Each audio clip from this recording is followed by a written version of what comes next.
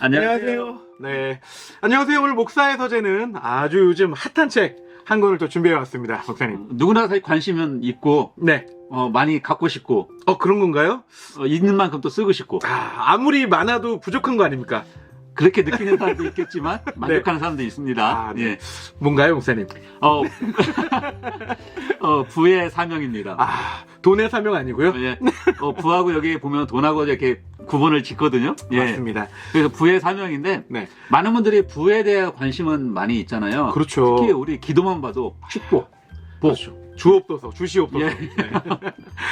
그리고 목사님, 제가 알겠지만 100세가 넘은 책도 있지 않습니까? 왕의 재정. 그렇죠. 왕의 제 어마어마하죠. 네. 100세가 넘었어요. 그래서 이게 말이 됩니까, 목사님? 그만큼 우리가 이 관심이 많다는 부에 대한 관심이 많죠. 그렇죠. 예. 특히 이 책은 그런 어떤 부에 대한 우리의 그 편견들, 그리고 또 그리스도인들이 어디에 투자한다고 하면은 일단 교회에서 약간 서로 간에 이렇게 선입견으로 보는, 그래서 교회에서는 성도들끼리 쉽게 얘기하지 못하는 부분들이 또 그렇죠. 이런 부분이잖아요. 그런 부분들을 아주 그냥 확 긁어주는 책이라고.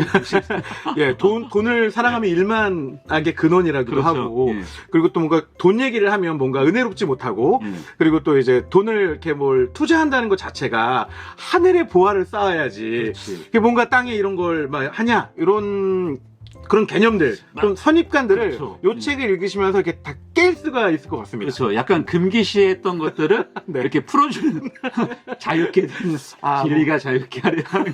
네. 네. 그래서 그리스도인이라면 어떻게 투자를 하고 또 예. 어떻게 부에 대해서 생각을 할 것인가. 예. 네, 이런 재정과 돈 관리, 또 그렇죠. 어떤 투자에 대해서 굉장히 성경적으로 또 현명하고 지혜롭게 이 책에서 잘 말씀하고 있는 것 같습니다. 예. 누가 그래서 썼죠? 저자는 최현식, 최윤식. 미래학 그렇죠. 미래 우리가 박사님으로, 미래 박사님으로 네. 알고 있고, 그리고 연구소도 미래교회 연구소잖아요. 예. 네. 또 이런 분야에 대해서 우리 그리스도인들보다는 또 세상 그 일반적인 그 일반 서점에서 더 많이 알려진 분이기도 합니다. 맞습니다. 뭐 제가 보니까요, 뭐 이렇게 투자 통찰 아카데미라는 밴드도 있고요. 예. 그리고 최현식 TV라고 예. 어떤 이런 그 재정과 투자에 관한 이런 이야기들도 컨설팅도 해주신 것 같더라고요. 예. 그래서 이 책에서 말하고 싶은 것은 다른 것보다도 그냥 쉽게 부를 얻는 그런 방법이 아니라 네. 그리스도인들이 가지고 있는 잉여 재산, 그것을 어떻게 투자할 것인가. 왜냐면은 앞으로 지금 뭐 100세 시대를 넘어서 120세 이제 시대를 살아가고 있잖아요. 유병장수의 시대 그렇지. 아닙니까? 네. 특히 이제 그 60세가 되면 대부분 이제 은퇴를 하거나 명퇴를 일찍 하게 되면은 나머지 반백년을 또 살아야 되는데 시간 어떻게 보낼 거야? 180만 원, 10만 원 계산해도 나머지 5, 60년을 살려면은 약 18억 원이라는 돈이 들어가더라고요, 보니까. 그렇게 많이 들어갑니까?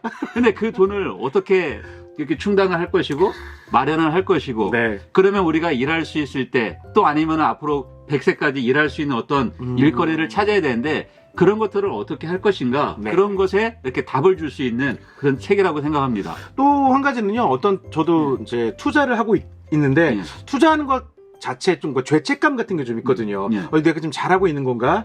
이거 다 이렇게 해도 되는 건가 싶은데요. 거기에 대해서 어떤 자책감이 아니라 제대로 된 성경적인 기준을 제시해 주기 때문에 마음에 좀 편안하게 또 하나님 영광 위해서 이게 내가 잘하고 있구나. 이런 가이드를 좀 받게 됐어요. 그래서 어떤 것에 투자를 해야 되고 어떤 것을 투자하지 말아야 될지 특히 맞아. 여기서 이제 투자와 투자가 그렇죠. 다르니까요. 물론 이제 종이 한 장 차이일 수도 있지만 그런가요? 그래서 이제 구분할 때 네. 특히 이제 가난한 사람들을 착취하는 그런 기업이라든가 그렇죠. 그런 투자는 절대 하지 말라고. 그렇죠. 아무리 수익률이 좋아도 예.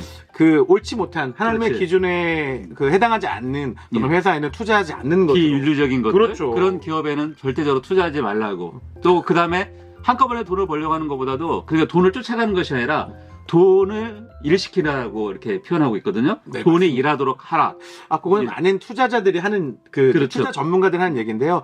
이 두 분 저자도 그렇게 말씀하고 계신데 다른 책과 저는 이 책의 좀 차이점이 그리스도인답게 어떻게 재투자를 할 것이냐. 그렇지. 요거에 대해서 명확하게 좀 얘기를 해주고 계셔서 예, 예. 저는 너무 좋았고요. 그 첫 번째가 공부하라. 그렇죠. 공부하라. 왜냐하면 여기서 이제 투자도 노동이라고 표현을 하고 있거든요. 지적 예. 저기 공부죠. 그렇죠. 네. 그러니까 불로소득을 번다는 것은 말 그대로 투기 개념이고 투자는 노동이고 그렇죠. 통찰력을 가져야 된다고 말하고 있어요. 그렇죠. 이해해야 되죠. 그렇죠. 여기서 뭐라고 하냐면은 부는 일과 재투자의 영역에서 하나님이 인간에게 주신 통찰로 시작된다고 말하고 있거든요. 통찰. 이 통찰은 예. 그 내일을 내다보는 힘 아닙니까? 그렇죠. 예. 그래서 미래에 앞으로 어떻게 될 거라는 것을 공부함을 통해서 이걸 안다면 제대로 된 건강한 투자를 할 수가 있는 거죠. 그렇죠. 여기서 통찰이라는 거 그래서 이렇게 얘기하잖아요. 생각의 기술이라고. 근데 생각은 공부하지 않고 생각이 나올 수가 없는 거잖아요. 뭐 인풋이 예. 있어야지 이게 아웃풋이 있지 않습니까? 예. 공부해야지. 그렇죠. 네. 특히 눈앞에 뻔히 보이는 사실들이 있는데 그 사실을 잘 보는 사람하고 보지 않는 사람의 차이가 바로 투자의 관건이라고 이야기하고 있습니다. 이 목사님 유명한 말 있지 않습니까? 그렇죠. 일어날 일은 반드시 일어난다. 예, 예. 이게 통찰력 있게 우리에게 어떤 사인과 어떤 상징과 이게 증거들이 이렇게 막 보이는데 사인들을 보고 나서도 안 한다는 건 미련한 거죠. 그렇죠. 그런 어떤 현재 보여지는 그 사실을 제대로만 볼 수 있는 생각의 기술. 그리고 공부해야 명언이 있잖아요. 공부한 만큼 투자 수익률 나온다고. 아, 자, 지금 공부가 부족한가 봅니다. 저는 공부가 좀 부족한 것 같고요. 네, 그래서 네. 탁월한 어떤 그 투자는 1%의 어떤 그 자기의 뭐랄까 1%의 어떤 통찰과 그 다음에 99%의 노력이라고 합니다. 에디슨인가요? 네. 아, 목사님.